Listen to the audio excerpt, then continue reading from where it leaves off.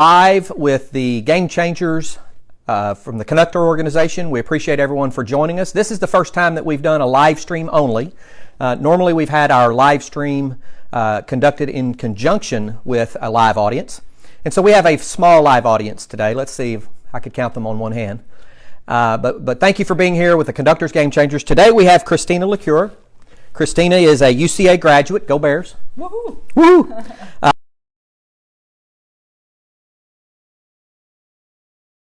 Mindset coach. A lot to unpack, but we're going to unpack it. Perfect. Thank you for being here. Thanks for having me. I'm glad that we were able to pivot and do this. I think what we're doing, the whole entire world. Yeah, absolutely agreed. You never know when things are going to have to change on a dime, which is something as an entrepreneur we have to figure out. And today about 4:30 we had to figure out some of that. So, all right, let's get started. So I'd like to start with the Christina backstory. So go back as far as you want to go. Tell us a little bit about who you are. Bring us up to present day in whatever lengthy or summarized fashion you want. Okay, cool. We'll probably start when I was about 18. I'm originally from Canada. Started playing golf when I was 18. Got really good, really fast, which was a blessing, but also it was a hindrance in some regards as well. We'll probably talk about that. But grew up in Canada, started playing golf when I was about 18 years old. Got really good, really fast. Won the first 3 tournaments I ever entered, got a college scholarship 2 years later. During that time, I actually got really attractive, believe it or not, at the same time. I know it's kind of funny. I always say that and people laugh, but it's true. And during those 2 things that kind of happened were I got a ton of external validation. I got a ton of people saying that I was so amazing and so great. And it was honestly a difficult time for me, but I went through college. I was an All-American. I graduated with the highest honor you could probably get in college. I won 5 times. It was a really great college experience. Turned professional right after that. Played professionally for about 3 years. Did it probably for all the wrong reasons, to be honest with you. Tell me about that. When you say did it for all the wrong reasons, what does that mean? I did it because that's what people told me that I should be doing. Gotcha. I was told that, my life was going to be amazing and perfect because I was going to be a famous LPGA player, and I looked a certain way, so I was going to get so much praise and validation and all the money, and people just thought my life was amazing, right? I mean, there was a lot of amazingness to it, but I was doing it for the wrong reasons. I was doing it because that's what I was told to do and not what I absolutely loved to do. So shortly after college, I started hosting corporate and charity golf events, which was more on the line of what I actually truly love to do. And that was probably the start of my entrepreneurial journey. During that time, the first 3 years after college, I was on reality television shows. I was hosting golf shows. So let's stop there and let's talk a little bit about that. How did you come to start? Tell me about the big break, right? That was one of the. So how did that come to be? Honestly, I have no idea, to be honest with you. I didn't really even know what the big break was. At the time, I was playing mini tours in Arizona, and a girlfriend of mine from here, Stephanie Stevens, she's like, you should really try out for this show called The Big Break on Golf Channel. And I was like, okay, sure. I'm in Phoenix. They're interviewing in Phoenix, and I auditioned, and I was just myself, and I was probably full of it, and just probably guaranteed. It worked out really well, and 3 or 4 months later, I got a call, and I remember it because it was like a couple days before my birthday. It was October. I was out on the golf course. I was practicing for Q school. It was the first time I'd ever gone to qualifying school. I made it through the first stage, which I had 0 expectations of doing. And so I was practicing for the final stage to get my tour card. And I remember getting a call out there in October, and it was the Golf Channel producers. And they said to me, hey, you've been selected as one of the finalists to do this big break show. And I had already, it was way far back in my mind that I even auditioned, because I auditioned maybe in like May, and they called me in October. I just assumed I never got it. And they said, well, we just have to test that you were a female at birth, but besides that, you're good to go. And so that's how I got it. Wow. I got that right after Q school. That was the first time I was on there. So that was about when? 2008, maybe? Okay. 2008 was when the first... I filmed it in December of 2008, and I think it aired in 2009. And were you hosting charity golf tournaments at that time, or did that come after? That came after. Okay. So after, obviously, being on a national television show, which was the Big Break, which, Big Break was a really big thing at the time. Even still, people still recognize me 20 years later, 10 years later, as being on the Big Break. I was on there twice. And I did well each time. And I was, in the first one, I was definitely, I stood out because I was so competitive. And they, that a reality show, it was definitely a golf show it was a reality show based on golf. Got it. And I didn't know that about the show. I just went in being myself. And I think that I was pegged as the dumb blonde, and that's what I was just going to be, and I would surely get kicked off first. And that wasn't the case. I was extremely competitive, and I was there to win. And so I got well known really fast. I said a few things that I probably shouldn't have said, but it was just my competitive spirit. I truly do believe if I was a guy, it wouldn't have been a big deal, but I was a girl who looked a certain way in a short skirt, and so they were just shocked that I was so competitive. Gotcha. And I did pretty well on the first show. And then, so did that have a net, overall, looking back, did that have a net positive, a net negative, or a no net sum? Oh, it was 100% negative at the time. Really? Because I took again, going back to in the beginning, I was fueled by the external validation. And I got you. The external validation I got from that was, you're not good enough. You're not, you're too competitive. You're horrible at golf. The only reason why you're on this show is because you look a certain way. And so it was detrimental to my self-esteem at the time. But looking back on it, it's just made me stronger on who I was. I look back at my whole entire journey, and I just think everything now happens for a beautiful reason. And I wouldn't take back any of the struggles that I went through in all of those years, because it's gotten me to where I am now. So how did you make the transition over into entrepreneurship? Well, I figured out that I'm not good enough at golf to play at the highest level in the world. I knew that I wanted to make a lot of money. I knew that I wanted to kind of do things on my own. And to be honest with you, you have to be the top 50 in the world in order to make a good living on the tour for a female. And I knew I wasn't good enough. But I knew what I was really good at and what my love was connecting with people. I knew I was really great at that. And I also knew that I had a platform which most businesses and guys loved, which was playing golf. And so shortly after the first big break, I was able to get a corporate golf event. And at the time, I was still trying to play professional golf, and someone called me and said, hey, we'll give you $1,000 to come out and play with our clients and hit golf balls and whatever. And at the time, I was like, oh my God, sign me up. This is freaking amazing. Like, what? You're going to pay me money to do that? And slowly but surely, I was like, okay, maybe this is a thing.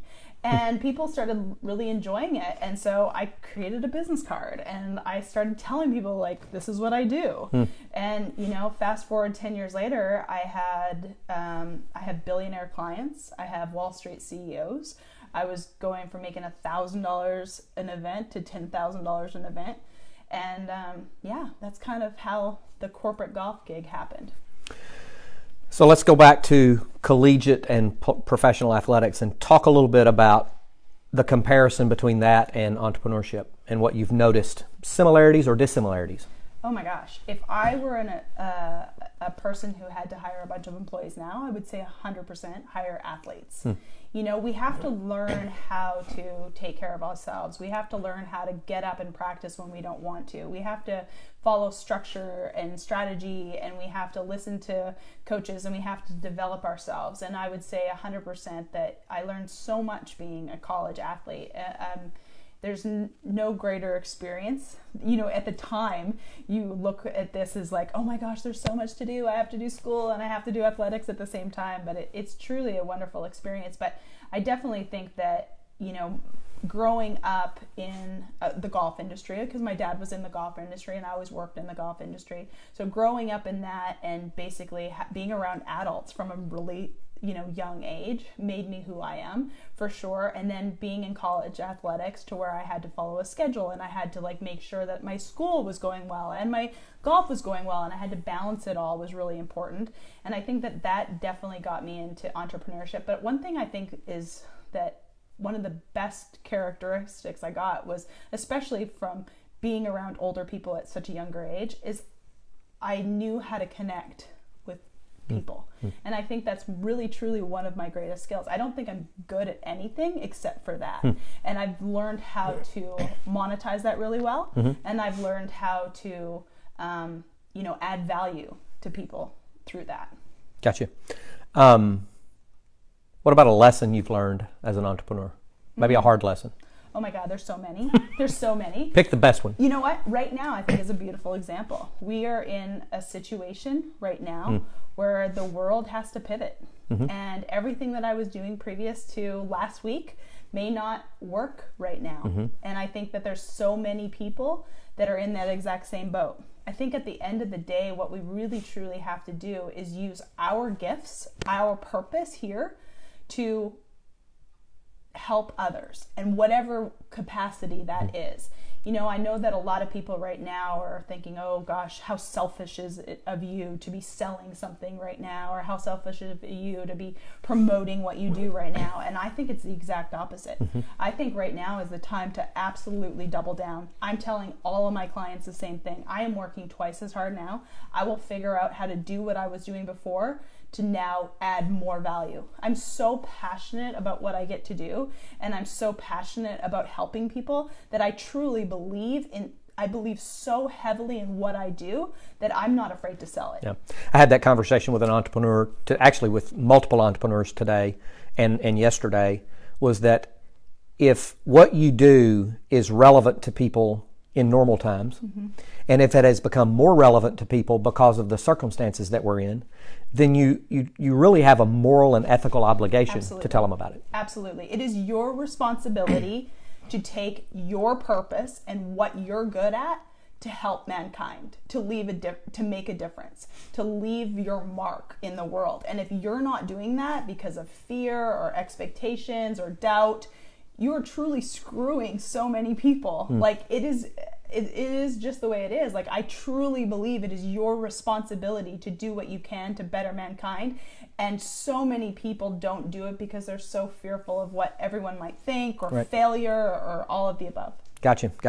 I will tell people that are watching on Facebook Live today to get ready with your questions and put them in the comments of the Facebook Live. We have somebody that'll be harvesting those for us, and we'll get your questions answered as well. So I want to do two things. I want to talk about, your website talks about your role as a confidence and mindset coach, and I want to talk about that. But before we do that, and it may come out as part of that conversation, but you've referenced numerous times about how you were seeking external validation. You brought up self-esteem, and I suspect that that's now related to this concept of being a confidence and mindset coach. So I'd like to know kind of if you could unpack both of those at the same time. Yeah, absolutely. My journey was one of just feeling like I was never good enough. I was never successful enough. I was on the hamster wheel of, if I get this, I'll be happy. If I lose 5 more pounds, I will be successful. People will like me. I'll make more money. If I win that next golf tournament, get that next client, all of the above. And I was on a 10-year horrible journey, to be honest with you. I felt like I had no purpose. I was extremely unhappy. I had an eating disorder, all of the above. But I finally got to a point that I said enough is enough. And what can I do right now, here today, to make my life better tomorrow? And I really started diving into self-development. I was obsessed with podcasts, books, coaches, masterminds. Like I was obsessed with it for about a 3 to 5 year period. And during that time, I shifted so much. My mindset shifted. I now realize 100% that I have absolute control of my life. I have control of my mind. I have control of what I think about. I have control about what I do on a daily basis. And I'm so ingrained into, living that on a daily basis that it's truly, I'm so aligned with what I'm supposed to do that my life is just 1,000 times better. And now I help people with that. Like my life shifted so dramatically that I truly believe it is my soul's purpose to help other people with it, because I was there and I'm here and I'm just the guide to help people go from here to there. And how did you get from here to there? It was truly just diving into self-development. At the time, social media wasn't even a thing. Right. So it was books, podcasts, mentors, seminars, coaches. As a coach, I truly believe that every coach, you must have a coach. I have coaches, personal one-on-one coaches. I do masterminds. I do events. I engulf myself with the people that I want to be like on a daily basis. There's no faster track to success than being around those who are doing what you're doing. So what caused you to start thinking about or deciding that you had to invest in yourself? Because I agree with you. Personal investment and personal development, I've been a student of that. Lori will tell you that she's made me clean out my bookshelves multiple times because of the number of books and what have you that I had. But what was the catalyst to cause you to start digging into that for yourself? Because I had finally got to a point that I was so sick and tired of being sick and tired. And I hated myself. I hated where I was. But from the outside, and I don't mean to interrupt, but from the outside, things were great. Oh, outside my life looked awesome. I was good looking. I was playing professional golf. I had an amazing boyfriend at the time, which is now my husband. Everything was successful. Like, I mean, I was just at the time, my life looked freaking amazing. But he'll be one to tell you, like, I was definitely not amazing on the inside. Externally, my life looked great, but it really took me diving in, figuring out how to figure out the inside to where the external caught up with the internal. Gotcha. So we're going to come back to mindset and confidence in a moment. I want to talk about Women with Class Mastermind. So a lot of people may not know what a mastermind is. Tell us about a mastermind, and then tell us about the Women with Class Mastermind. Yeah, absolutely. A mastermind is just a like-minded group of people who have a specific topic that they want to grow in. Okay. So it's just a group of like-minded people coming together. So it's like a sorority, a fraternity. It's like a work event that you go to. My husband's a part of YPO. It's like minds coming together to grow. Like, that's all it is. And, you know, it's a term that a lot of people use right now, but it's been around for forever. I mean, Jesus and the disciples, I mean, it was a group of people who were taking all of their ideas, all of their great ideas and all of their ambitions, and like everyone's taking that and going and dispersing out and sharing that with the world. And that's really what these groups do. I'm part of a lot of masterminds. I mean, I've been in masterminds, I've been in 3 last year that, you know, fast track the growth in my business. One idea made me like $8,000 in a second. Like, it's incredible what happens because people are already doing the thing. Like, no one's recreating the wheel, but it's amazing what happens when you're with a group of people. You go, oh, I can do that in my own way, and I can put a spin on that. So we do a leadership roundtable with our 10X Growth Accelerator, part of the conductor. So that's a mastermind. Exactly. It's the same thing. Yeah, it's a mastermind. I mean, it's just, you can put whatever name you want, but I always talk about on my social media, I'm at @bchristina on Instagram, and I always talk about how I pay for my friends. I'm totally okay with saying that. I pay to get in rooms full of amazing human beings who are doing amazing things that I want to be doing, and I believe in it so heavily, and I put my money where my mouth is. That is the best investment you can ever make is in yourself. The 2 reasons why people don't invest is 1, they don't believe in their coach, or 2, they don't believe in themselves. So if you don't believe in me, then hire a different coach. But if you don't believe in you, that's where I can help you, because I can help you believe in you. And that's where life shifts. You also do weekends. So decide it's your turn, Women's Weekend. Yeah, I'm doing it online this year because obviously I have to pivot. You know, we just made that announcement today. The last week I've been working hard with my team in order to figure out how we take an in-person event and make it just as amazing online. I do retreat weekends where women come together and spend 3 days together and talk about, you know, the deep secrets of their soul, but then also to talk about like what it is that they want to do. My whole entire, you know, the reason why I do all the things that I do is to help people live so purposefully and make a profit. I'm a huge proponent of people making a crap ton of money. One of my, I don't know if I'm allowed to cuss on here. I'm such a cusser. But we all let one slip every now and then. Oh yeah, no, I don't let them slip. It is part of my vocabulary. But I can do it without, so I won't. I actually. We're all adults. I spoke at a Girl Scouts event last week, and I was like, okay, no cussing in front of children. I've got this. But I will say, I don't even know where I was going with that now, but I truly do believe that there's such magic that happens when you get in a room full of like-minded people who want the exact same thing. Very good, very good. And so your Women's Weekend, tell us a little bit about what the Women's Weekend looks like. Yeah, right now it's Decide It's Your Turn. It's going to be an online event.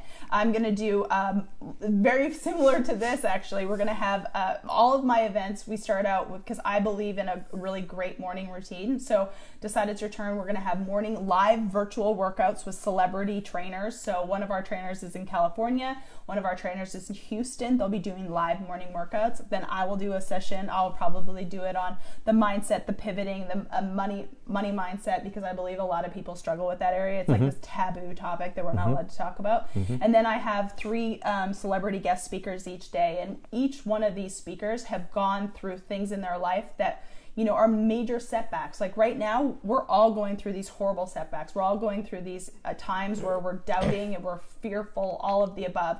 And every one of these speakers have either dealt with, 2 of my speakers have had cancer, told they were never allowed to live. One dealt with alcoholism. One dealt with loss of parent. One dealt with like double loss of parent within 3 years, lost both of her parents within 3 years. So there's just so many things that my speakers have overcome to actually thrive, to be now living in their most authentic purpose and like really thriving doing it. And I think that right now is what people need. People need to hear that, guess what, we can go through this really crappy time and we can 100% come through on the other side, be thriving. And like I mentioned it to you guys earlier when we were off camera, I truly believe those right now, you know, they always say the rich get richer during the worst times, and the people, like, you know, the summer body is built in the winter. Right now we're in a winter season, and there's some people who are going to be sitting on the couch watching Netflix and waiting for this time to pass, and there's also people who are going to double down on themselves, and I truly believe now is the time to double down on yourself. So let's take that a little bit further. So we've got an environment right now where people are fearful. Yep. People are nervous. I'd venture to say that they've lost some degree of confidence in our economy, in the security of our health, in our supply of toilet paper, perhaps, and probably several other things. So let's do a little coaching session for people who. What would you say? What do you say to women or men that you coach that are experiencing those same fears? They may be experiencing them in a different context, but help us. Give us some nuggets. So I was thinking about this today, and so there's 2 times in my life. There was a time in my life where I was constantly fearful, constantly worried what people would think, what's going to happen next, am I good enough, all of the things. And during that period of time, I had to go through LPGAQ school. And I remember one year specifically, I was so concentrated on what everyone else was doing, what everyone else was thinking, what was going to happen if I don't succeed. Like I couldn't even at the time, I had no idea that I had 0 chance of making it. But now looking back, I'm like, God, you had 0 chance of making it. Like none. Your mindset was totally effed up. But at that time, the world that I was living in my mind, I had no chance of making it, because all I was thinking about is how, you know, awful things are right now, how fearful I am, and what is going to happen. Fast forward to who I am now. Last year, I climbed Mount Kilimanjaro. It never even occurred to me that I wouldn't summit. Never even occurred to me. And the very last day, because all I could think about is where I wanted to go. All I could think about is I had been training. I know that I'm ready. I know that I'm positive. I know that like bad things have happened to me in the past and I've always come through. I'm still breathing. I have one more day on earth. And every day that we get is a huge blessing. I truly believe that. Like I literally am like, oh my God, tomorrow I want to accomplish a lot because I know I've got one less day on this planet. Like that's the way I operate now. But I know getting up Kilimanjaro last year, I got really sick on the last day. Like I truly believe the only reason why I got to the top of that mountain is because of my mindset, because of how I prepared mentally to get up that mountain. It never even occurred to me that I wouldn't have gotten up that mountain. And I shouldn't have gotten up that mountain. My blood pressure was sky high. I was shaking. I was dizzy. They shouldn't have probably let me up that mountain.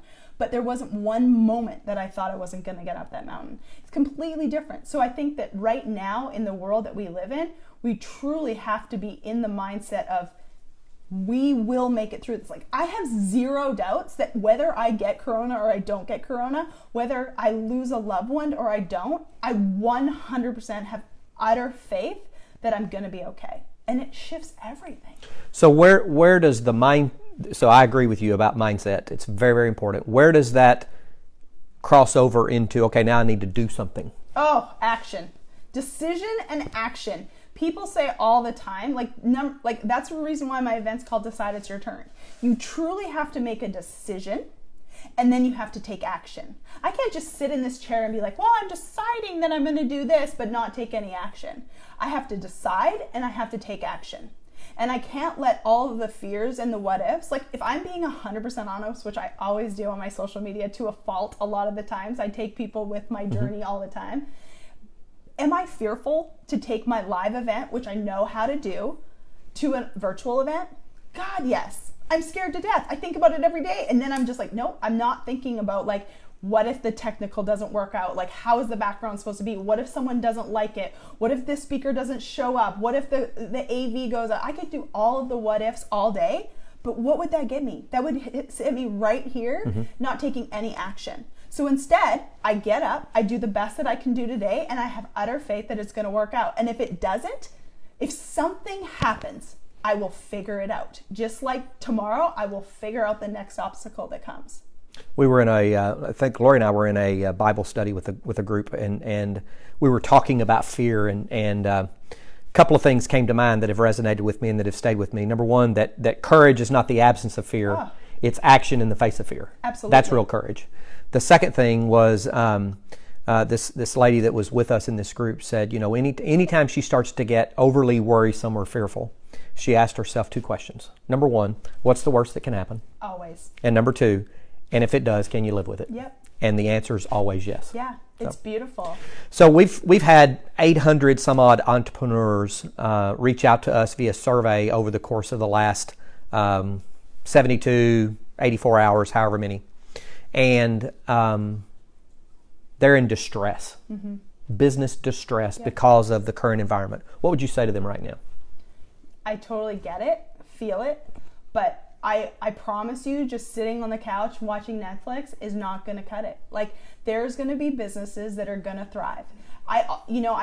One of my speakers, a friend, she did an Insta story the other day, and she was talking about how there was a person, like 2 days ago this happened, came and knocked on her door and said, hey, I noticed you have some shrub or some stumps in your front thing. Would you mind if I gave you a quote to get rid of them?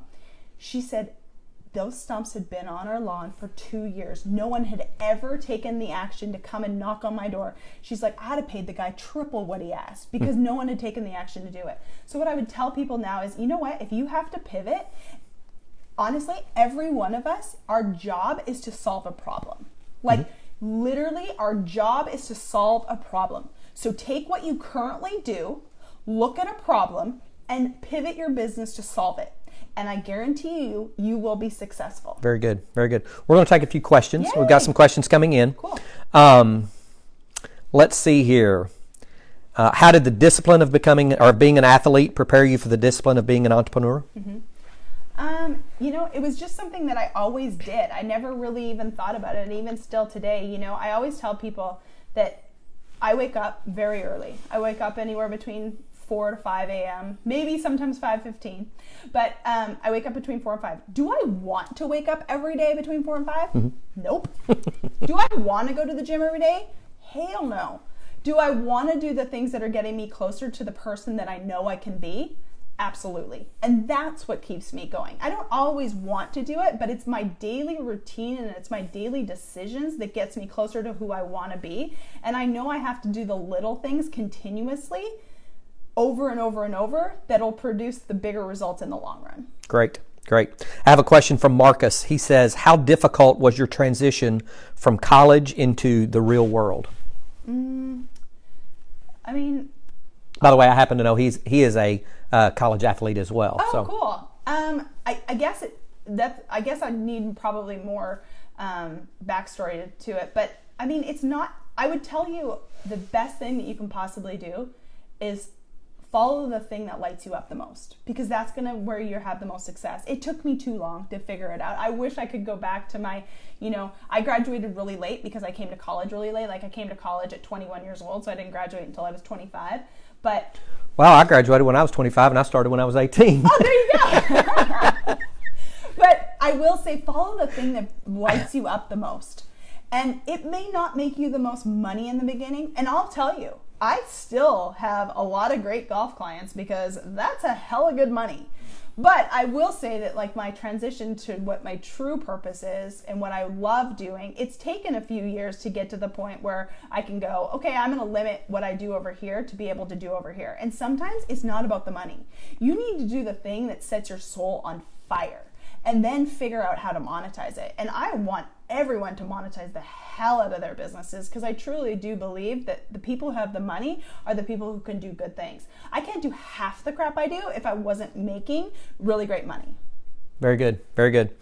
So tell us about perhaps a success story from one of your clients and how you were able to help them and perhaps even observe them making a positive change. Oh my gosh. I'm so thankful that there's so many. I'm really, truly blessed. A lot of people have left jobs that they no longer find joy in. A lot of people, and for me, the things that I talk about the most, I had a client literally make more in 2 weeks after a retreat with me than they made in the first quarter of their business the year before. And I'm super thankful for all those things. And I had another client who finally said that, okay, it's okay that you don't do everything. And she hired a VA assistant who saved her $20,000 in the first 2 weeks of working with her. There's been a lot of financial success stories, but the success stories that I just get so obsessed with that I need to talk about less and more about the money, because people pay me because they know that they're going to get a financial benefit in the long run. But I get so obsessed with the story. I get so obsessed with the person who shifts her life 180% and knows that she's now so worthy of this amazing man in her life, and then all of a sudden has this amazing relationship 6 months later because she's flipped the stories in her head. She now knows that all the stories that she's been telling herself are no longer the story in which she's going to continue to play. To me, that's the huge, massive success stories. But I have a lot of male clients. I don't really market to male clients very well, but they come to me through the golf industry, and I will say, one thing that a lot of them struggle with, and because a lot of them are very financially successful, is, thinking that next $1 million, you're making 5, but 6 will definitely make you happy. You're not in a great relationships, your kids hate you, you're overweight, but that next $1 million will solve everything. And it's really getting to the core of why do you believe that is the next thing? And a lot of times it comes down to ego. We can go into all of it. It goes deep down, the stories that we've been told. A lot of the things that I talk about is, we're no longer the stories of our parents. We're no longer the stories, changing your actual, generational, changing your family story is truly incredible. And so many people do it. Very good, very good. If you're building your own team, what are some of the personal qualities that you look for?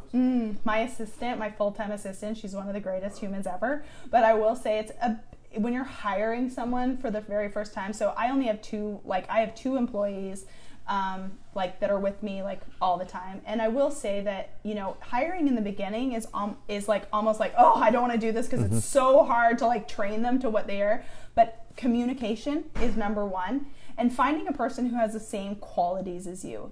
And do things that I know for sure my assistant is a much better writer than me. She is she thinks in the future so well. I'm very much in it at the moment, and she's always well, next year this and this. It's beautiful. Hire those who are way smarter than you. My assistant, she's really smarter than me in a lot of regards. Very good, very good. You mentioned digging into and diving into self-development. What are some of the most impactful books or programs that you have? Let's start with books. Okay, 2 books that really changed everything for me on how I felt about myself. The first one I will say is The Gifts of Imperfection. I think that is one of the greatest books that I've ever read in regards to that. You Are a Badass by Jen Sincero is a fantastic book as well. Another one that is a little bit more Christian based, but is definitely an athletic mind, is called Chase the Lion. It's phenomenal. I literally, my bookshelves, I take pictures for my clients sometimes, and there's probably, 2,000 books in there. It's truly incredible. Like, when I really dove in, I couldn't. And now the funny thing is like, I don't really read a ton of books anymore, but in the moment when I was first in it, I just needed to like hear and see everything. Okay, and have you gotten rid of all your books? I haven't. Oh yeah, you still keep them around, right? Because it's kind of a safe, a security blanket, and you like your books. I give a lot of them away. I mail people books all the time. Yeah, exactly. We have a question from Brandon. Yeah. How important is focus, or what some call tunnel vision, and is there a time value attributed to this? I mean, you have to be obsessed with what you're doing. Mm-hmm. I truly am obsessed with what I'm doing. I could not imagine doing anything else.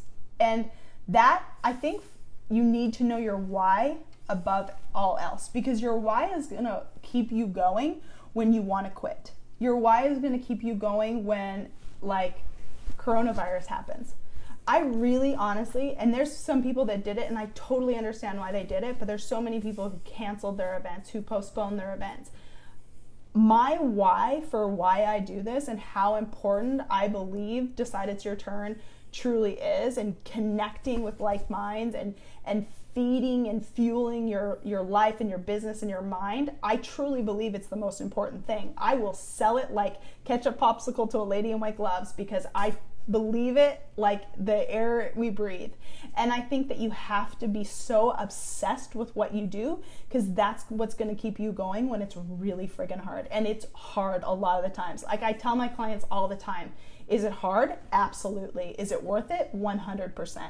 And going back to what you said earlier, I truly believe you have to get to the point, and my husband is so beautiful at this, getting to the point that you are comfortable being uncomfortable. Mm-hmm. Very good. So you have an interesting Instagram handle. Yeah. And so tell us about that, and tell us a little bit about the meaning behind that. Yeah. Be Christina. Be Christina. BeChristina. And the reason why I did it is because every day my job is to show up and be Christina. Because for such a long time, my worth came from golf, came from my looks, came from my status, came from who I surrounded myself with. And so I truly have to be so comfortable with being Christina. And some days that's Coach Christina. Some days that's interviewee Christina. Some days that's wife Christina. Some days that's golf Christina. Some days that's sitting on my ass and doing nothing Christina. And I just have to be so comfortable with just being Christina, because I don't want to show up being anyone else. If I am my most authentic self, then I am 100% living in my purpose. And you said when you're sitting doing nothing, so what's your guilty pleasure? Oh, God. I shouldn't even tell you. I love to gamble. I love to watch sports, and I like to be outside. Okay. Yeah. You also have an interesting hashtag. Tell us about that. Worthy AF. Worthy AF. Worthy AF. If you want to say it's AF, which everyone knows, or awesome female, because I can use both. Worthy awesome female or worthy AF. Because when I first started this journey, I was so obsessed with helping other women know that they are worthy. I saw female, because that's where I came from. I saw female golfers believing that if they quit the golf, everything would be over. If they quit the football. Like, I see these professional athletes, and that's why people commit suicide. Mm-hmm. That's why people turn to drugs, alcohol, all of the things, because they truly believe this is the only thing that they can do. And if that's where their worth is. Like, how many businessmen do you know that, like, if you took away how many zeros they made, their life would be over. And we as a society base everything on, and I'm not saying I'm perfect at it. Like, I fall back into the old stories that, I'm 15 pounds heavier now than I ever was when, I was sick, basically. Or when, am I making as much last year as I am this year? Or am I getting the accolades from the external? I mean, I still struggle with it, but then I've done so much work that I now know that, like, My worth doesn't come from the fact that I have 12 clients or 22 clients or, you know, 500,000 or 1 million or whatever it is. Right. One more question from the viewing audience, and then we'll land the plane here shortly. So, a question from Dave Creek Media: what is your why? What truly motivates you? Oh, I love helping people live a purposeful, profitable life. Like, I love it. I love that aha moment. Like, yeah, I should be talking about like a client making $20,000 in like one decision, but to me, the most important thing is when that one person like hears that click within their head and they no longer talk negatively to themselves. They no longer limit what they are allowed. Like, I have clients who like literally believe that they were like only worth of like $30,000, and I just like fall over on the floor because I'm like, what the hell? Like, you can't, like, your poverty line, like, how do you believe that the 15 years of experience, just because that's what that person makes, like, I know I'm worth a lot more than that. And I love helping people realize that. Like, I love helping people realize their potential. Like, it literally wakes me up at 4:00 in the morning. Gotcha. So you were going to have a live event in Little Rock. It's now being turned to virtual. So tell us about that event and when it is and how they register for it. DecideIt'sYourTurn.com. Decide it's your turn. When you make the decision and you take the action, miracles happen. I always tell people that, you know, the minute you pay for something that you don't think that you can afford, that's when the universe steps in. You can, universe, God, source, whatever you want to call it. I truly believe the first time I put down this massive deposit, my first coach was $20,000. I remember telling my husband I wanted to jump off a bridge. I was so scared. But I also knew down in the pit of my stomach that I knew I needed it. And whether it's a $20,000 investment or, you know, this event was just $250 for 2 days, hearing these amazing speakers and the workouts and the books and the swag bags and all of the things. But when you take the action on yourself and you decide, you make the decision that you're worth it, something happens. There's a switch that goes off in your head that you go, I'm doing this, and I'm doing it because I'm worth it. And so many people, I always use the analogy of you have to put your air mask on before you can take care of everyone else. I hear mothers all the time, and I can't speak because I don't have children, but mothers all the time, well, I have to be at this soccer practice, and I have to be that, and I have to be this, and I have to, you know, you run yourself ragged. You cannot pour from an empty cup. And I have so many clients that come to me that are completely like gone. They don't even know who they are. They are run ragged. They have to go to every soccer game and everything and have everything perfect, and they get their worth from that. And I truly believe when they start investing in themselves, they start showing up as a better parent. So one final question. Yeah. I'm the father of 2 daughters, 2 beautiful early career daughters. I have a couple of nieces who are just getting started in their careers. In fact, one of them's going to college in the fall to be an athlete, and one of them's finishing up school. What do you tell women, young women like that are just getting started in their careers? What's one great piece of advice that you would give them? Just be yourself. Like, literally, like, especially in the age that we live in and social media, you know, I always say if someone is not in the fire with you, like, I'll be honest, I have had so many people tell to my face or behind my back or through a DM that I shouldn't be doing what I'm doing, or who are you to be doing that, or who are you to be showing up. But I always say, if someone is not in the fire with you, if they aren't willing to do the things that you're willing to do, they don't get an opinion. So if you're willing to do something and you want it to do it and they're not willing to do it, they don't have an opinion. Gotcha. So be your most authentic self. Do the thing that sets your soul on fire. Like, you're gonna die. You might as well. Okay, I'll add one final question. Okay. So what would you say to a young father of young girls? That's such a good question.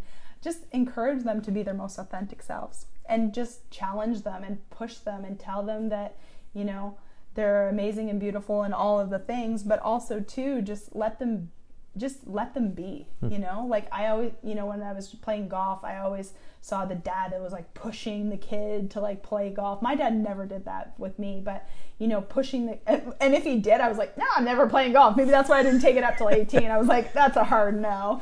But I was so like that. But I would say just like encourage them to just be the most authentic selves. Very good. DecideIt'sYourTurn.com. That's it. That's where they register for the virtual event. thank you for being with us. I think you've given us lots of great nuggets and very apropos given the current environment that we're in to talk about confidence and mindset. And for everyone that's viewing, we thank you for joining in. We have our Conductor Game Changer event every month. And so if you follow the conductor at AR Conductor on Facebook, at AR_Conductor on Twitter, and quite frankly, I don't even remember our Instagram handle, but AR Conductor. That's okay. Instagram's my jam. It's AR Conductor. Okay, good. I know nothing else about any of the other ones. Thank you very much. I appreciate that. We are during this economic times. If you are a business owner, an entrepreneur, and you're experiencing some struggles, we are spending a lot of time right now doing one-on-one coaching. So go to www.arconductor.org. Click on Let's Talk. You can schedule time directly with me, with Grace, with Tiffany. We'd love to talk with you. Thank you so much. Have a great evening.